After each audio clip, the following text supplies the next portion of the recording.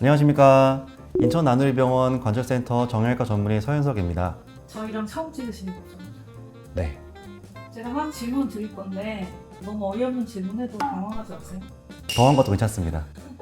아니 실제로 환자분들이 진료실 오면 별거별거 다 질문하세요. 다 다르세요. 질문하시는 게 다 다르세요.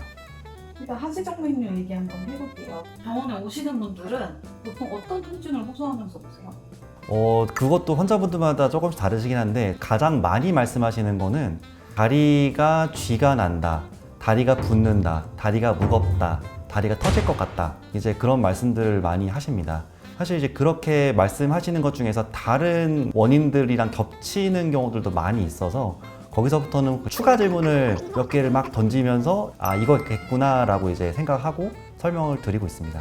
제가 어디서 보니까 핏줄 막 튀어나오지 않고 그래도 하지정맥일 수도 있다고 하던데 이게 사실 이렇게 생각하시면 될 것 같아요.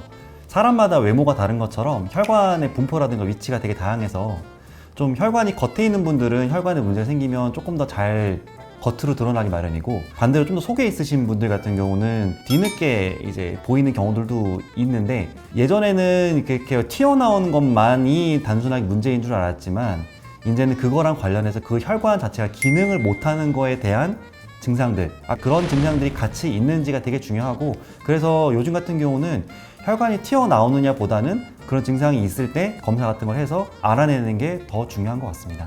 이게 그 다리가 무겁고 한 거 이렇게 심장에서 피가 도는데 그게 안 돌아오는 그런 건가요? 그렇죠. 이게 생각해보면 이 심장은 위에 있고 사람 발은 밑에 있잖아요. 심장은 이제 심차게 뛰니까 이제 내뿜는 힘도 있고 하니까 발까지 피가 잘 뻗어서 내려가고 게다가 중력도 이제 타고 내려가니까 쉽게 내려가는데 발에서 심장까지 되돌아가는 거는 중력을 거스르고 올라가는 거죠. 이제 흐르는 강물을 거꾸로 거슬러 오르는 연어들처럼 굉장히 힘겹게 올라가는 그런 상황인 건데 그게 중간중간에 사실은 혈액이 그 혈관을 거슬러 올라갈 때마다 약간 일종의 정거장이라고 할까? 약간 방지턱 같은 느낌을 해주는 판막이라는 게 있어요. 그게 정상적으로 있으면 올라가다가 내려가지 않고 다시 더 올라가고 이제 그런 식으로 하게 되는 거죠. 그런 기능이 오랫동안 쓰다 보면 언젠가는 망가지는 경우들도 있습니다. 혈관이 좀 약하신 분들은 조금 더 일찍 망가지는 경우도 있고 오래 서서 일하시는 경우라면 그만큼 더 망가질 위험이 있다고 생각을 합니다. 그런 얘기 있어요. 다리가 튀어나오지 않고도 막 무거운 사람도 있잖아요. 네. 치아를 먹어서 좋아지면 맞다. 이거 진짜예요? 정맥의 순환을 좀 도와주는 그런 약이어서 효과가 있다라고 하신 분들은 그러니까 공통적으로 말씀하시는 게 다리가 가벼워지고 조금 더 붓기도 빠지는 것 같고 혈관도 약간 들어가는 것 같은 그런 느낌을 받으시니까 약 먹고 좋아지는 것 같네. 난 진짜 정맥의 문제가 맞았나 봐 라고 생각하시는 것도 맞는 것 같아요. 그럼 그거 먹고 다리가 내가 가벼워지는 느낌을 받는다면 병원에 오는 게 낫겠네. 사실 그게 낫게 하는 건 아니지. 되게 굉장히 좋은 질문이신데 반대로 말하자면은 그 치아를 내가 평생 동안 계속 사 먹으면서 지낼 수 있느냐의 문제가 하나가 있고 두 번째로는 반대로 그 약을 먹다가 효과를 좀 봐가지고 끊었을 때 과연 내 증상이 좋아질까에 대한 부분인데 안타깝지만 제가 환자분들 쭉 봤을 때는 그런 약을 드셔도 혈관의 변화는 점점 진행을 합니다. 이제 그러다 보니까 이제 환자분들께서는 궁금해하실 거예요. 약을 내가 먹다가 이 정도 괜찮겠지 하고 지금 끊어봤는데 또 그러네? 그렇게 불편감이 생기시는 경우라면은 한번 병원에 오셔서 진료를 보시고 내 혈관 상태를 한번 체크해 보시는 게 좋겠습니다. 제가 그 사람이거든요. 한번 오시죠 그러면. 다리가 무거운데 먹으니까 원래 이렇게 다리가 가벼운 게 맞구나. 그러면 저는 겉으로 튀어나오지 않았어요, 전혀. 네. 그 전까지는 몰랐거든요. 그런 사람이 병원에 가면 진료를 어떻게 해주세요? 진료요.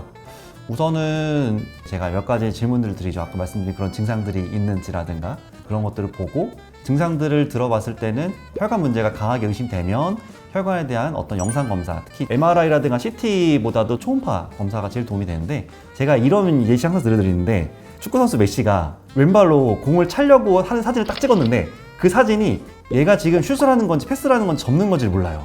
제가 너무 전문용어를 썼는데 접는 게 아니고 이제 제치려고 하는 건지 그걸 모르기 때문에 그런 MRI라든가 CT 같은 거는 일종의 스틸샷이거든요. 그래가지고 그것만 봤을 때는 이게 그래서 피가 올라가는 거야? 내려가는 거야?를 모르는 거거든요. 혈관이 그냥 조금 크네 마네만 알 수 있는 거니까 실제로 근데 초음파를 보면 실시간 알 수 있는 거거든요. 저희가 밑에서 눌러보면 자극을 해가지고 피를 올려 보냈을 때 내려오는 게 얼마나 오랫동안 보이는지를 실시간으로 체크하는 거기 때문에 초음파 검사가 굉장히 중요합니다. 아까 사람에 따라 다르다고 했잖아요. 그러면 안에 있는 분들은 좀 엄청 심했을 때까지 모르시는 분도 있어요. 이게 저도 경험적으로 보니까 여성분들보다 남성분들이 혈관이 튀어나오신 것 치고는 증상이 별로 적으세요. 근육이 조금 좋으신 분들 같은 경우는 근육이 정맥 순환을 좀 도와주는 역할을 하다 보니까 그런 증상을 줄여주는 요소가 있으면 또 생각보다 병원에 잘 안 오시게 되더라고요. 원래는 집에서 다리 순환을 보는 방법은 없냐는 게 Q 3번이었어요. 네. 특별히 추천하고 싶은 운동이 있으신지. 혈관 자체를 강화한다든가 단련할 수는 없는 거거든요. 대신에 그 혈관의 기능을 도와줄 수 있는 근력 운동을 하는 게 되게 좋을 것 같고, 대표적인 게 종아리 근력 운동이죠. 씨름 선수 중에서 이제 이만기님 계셨는데, 흔히 이제 그 이만기님의 종아리 뒷면 사진을 보고 심장 같다고 막 표현하잖아요. 이제 종아리 근육을 제2의 심장이라고 표현하는 이유가 그런 식으로 혈액순환을 밑에서 도와줄 수 있다, 이제 그런 의미인 것 같고, 사실 종아리 근력 운동 굉장히 종류가 다양한데 제일 중요한 거는 이제 발목을 위로 아래로 당기면서 정강이 앞쪽과 뒤쪽 부분의 근육을 이제 주기적으로 수축 이완시키면서 근력 운동을 시켜주는 것들. 그 다음에 이제 뭐 까치발 들고 내리고 하는 것들도 굉장히 도움이 될 것 같고요.